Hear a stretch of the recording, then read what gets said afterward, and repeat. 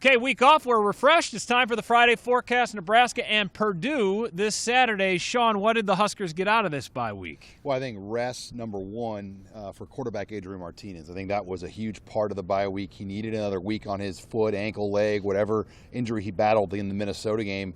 But I just think in general, mentally, this team needed just kind of a reset.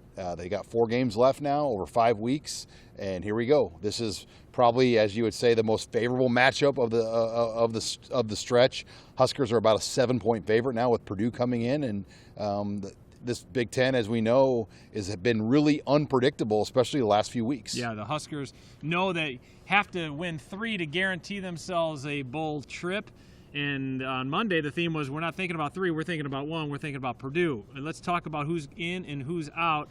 Ramir Johnson, all signs point to him playing this week, the running back? Yeah, Ramir Johnson left the Minnesota game with an apparent concussion. And, with 2 weeks, he should be good to go. I mean, it was not a tough deal. And, it's too bad he had to leave that Minnesota game. He had really just started to kind of get going, and you can go back and relive those red zone moments. It would have been nice to have number 14 when you know that Adrian Martinez was not really available to run it. Defensively, I think the big question mark is in the defensive backfield with Deontay Williams, who made the interception and then went down with a non-contact knee injury. Yeah, Deontay Williams should be back this year. I'm not expecting him back this week. And Andy, in all reality, probably not against Ohio State either. I think you give him this week, Ohio State, bye, and then you get him for Wisconsin and you get him for Iowa down the stretch. I mean, I think that would probably be the most realistic path for Deontay Williams. We know a lot about Purdue, and we know they like to shuffle their quarterbacks. What do you expect out of the Boilermakers come Saturday? Yeah, they've got Aiden O'Connell, Jack Plummer, and then a Wildcat guy. They turned it over a lot last week.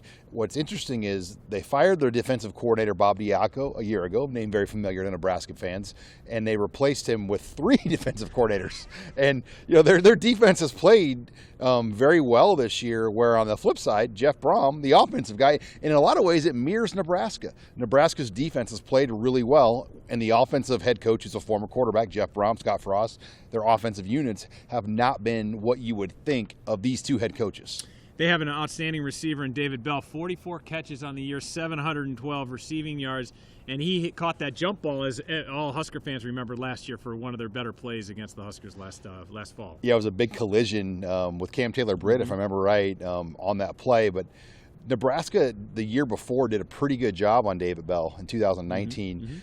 So they've hung in there against really what's a first-round talent, and Purdue's got a couple of those guys. But, I thought a week ago against Wisconsin, the Badgers made him a non-factor, where Iowa struggled to make adjustments against David Bell. They weren't manning him up, and Wisconsin changed it up. They got up on David Bell. They really pushed him around, and he just couldn't do much. And I think Nebraska's got to watch that Wisconsin tape and take some notes on how the Badgers slowed him down. Yeah, Purdue does run the football, but not very effectively. Dead last in the Big Ten. They're averaging 74 rushing yards per game. In fact, last year, Nebraska held Purdue to -2 rushing yards in that win in West Lafayette. Defensively, Purdue has first-round talent. You talked about first-round talents, George Karlaftis. Yeah, George Karlaftis, hometown West Lafayette boy. Nebraska didn't play against him last year. He was injured, so was not a part of that game in West Lafayette. And he's a guy that will be gone after this year. He'll declare for the draft.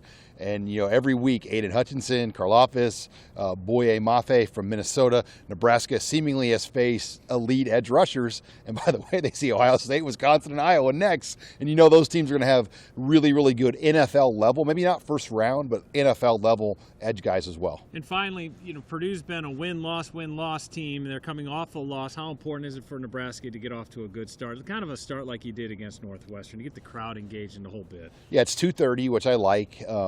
Hopefully it's dark enough for the fourth quarter to get the lights off here again. But I look at the schedule. Timing is everything. Purdue had to play Iowa, Wisconsin, Nebraska. Then, by the way, they go Michigan State and Ohio.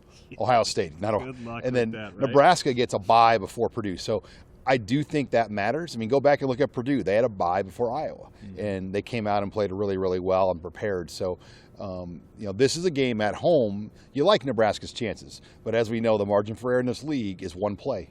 Sometimes 2, but usually 1. And Nebraska's been on the wrong side of that 1 play a lot of Saturdays this year. Well, Scott Frost talks about getting 1 inch better. We'll see how many inches they get better Saturday. When Nebraska takes on Purdue at 2:30 kick, it's on ESPN2.